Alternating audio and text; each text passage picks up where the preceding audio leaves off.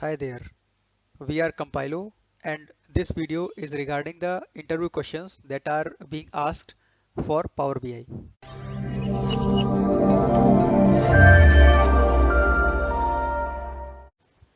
Funnel chart versus waterfall chart. What are they and when do we use them? To understand it, let me navigate to one of the Power BI reports. I opened this Power BI report and as you can see, this is a funnel chart. Here we have first stage, then next stage, then another stage, and subsequently we have our final stage.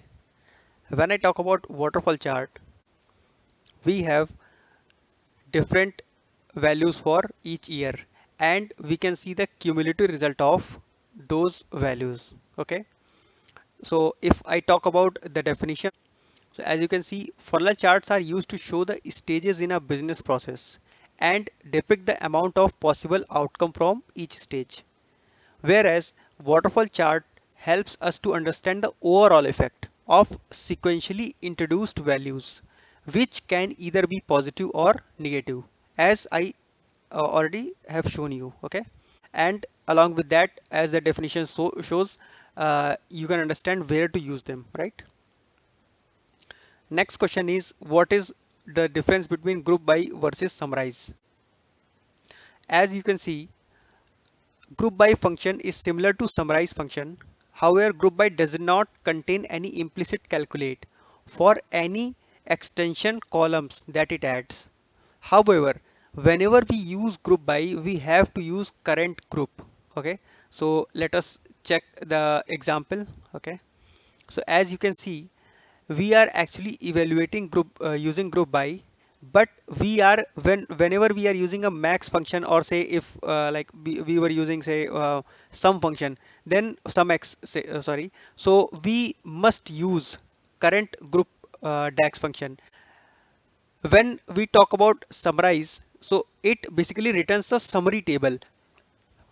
Okay, so this is the syntax of the summarize, where you have to paste the name of table, then you have to mention the name of column according to which you want to group by, and then you have to specify the expression.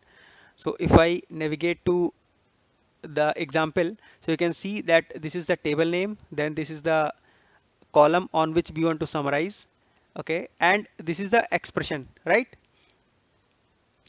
What it is basically doing is it is actually adding a value, and here we are not using any current group function.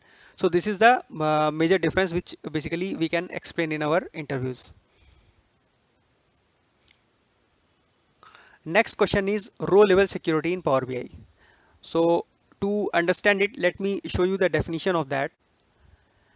Row level security is a concept which helps us in showing the limited data to one user, or in other words, with the help of row level security, which is basically abbreviated as RLS, we can restrict the access of data. Okay, and how to implement row level security, let me show it to you. As you can see, this is the Power BI report I have opened, and once you move to modeling, you have to click on manage roles. Okay, and as you click on manage roles, you will get an option to create the new role. Once you select the new role, you have to mention the name of the role and select the table which are available, and after that you can add the DAX expression according to which it should filter out the data. So what I can do, I can just delete this. I do not need any role as of now, and I can show you the example. So as you can see that I have the role name as Africa, and then I am using this table, and then the DAX expression is where continent is equal to Africa, right? So this is one of the example which you can use in your use cases also. Okay. Next question is, generally interviewers want to ask like, have you used view as option in row level security? So let me first show you what is the view as option, and then let me explain it to you. How can we use it? So as you can see on the screen, we have view as option here. What it actually does is it basically helps us in testing if our row level security is working fine or not. So say I have created many roles like Africa, Asia, then you know Europe, North America, Oceania, South America, right? So what view as will do, view as will provide us the options to check the values. So say if I want to see the values according to Africa, okay, as well as Asia, okay, so what it will do, it will show us the data of Africa as well as Asia, okay. So as you can see here, right? So and at the same time we can just stop viewing. So basically it is a like a testing functionality which we can leverage for our like implementation of row level security. Next question is, what is the difference between static row level security versus dynamic row level security? So whenever we use the static data, say like any region or say any department like IT department or say HR department or many other departments. So during that time, it is a static row level security, as I explained earlier in my previous question. But when we start using the DAX functions like user principal name, then it becomes dynamic. So what is user principal name? Let me show it to you in documentation. As you can see, user principal name is a DAX function which basically helps us in getting the email ID of the user. So then it becomes the dynamic. So like if we will specify any email ID, then only it like that person will be able to see the data. If we haven't specified any email ID, then that person won't be able to see the data. So this is how we can make our row level security dynamic. Next question is, what is the difference between pro account versus premium account in Power BI? Let me explain it to you. So there are quite a few differences between pro and premium license, and I have documented a few for you. So as you can see on the screen, on the second line, we have the licenses as per user. But when it comes to premium account, licenses in the, as per the cloud compute environment, okay? When we talk about per day refreshes, so we get 8 refreshes as of now in pro license, but we get 48 refreshes in premium.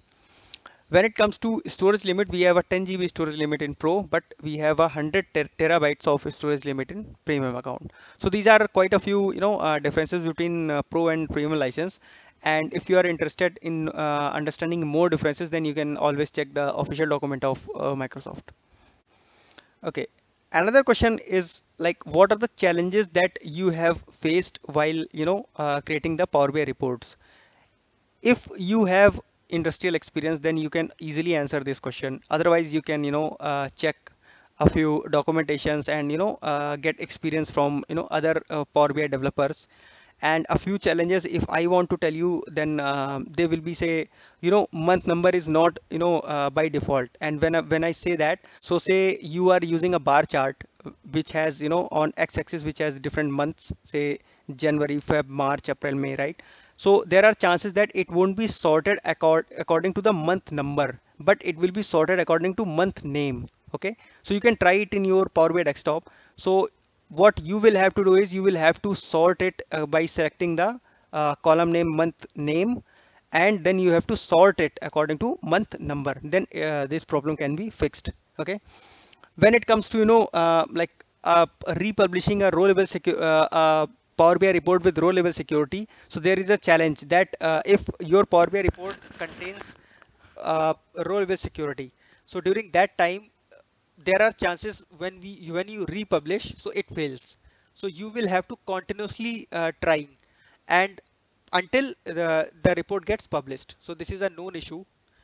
And there is one thing which I feel is like there is a restart button missing in Power BI as of now. So all that we do is we just close the Power BI and then we open it, and that's how we basically restart the Power BI. So these are quite a few challenges that I can tell you upfront.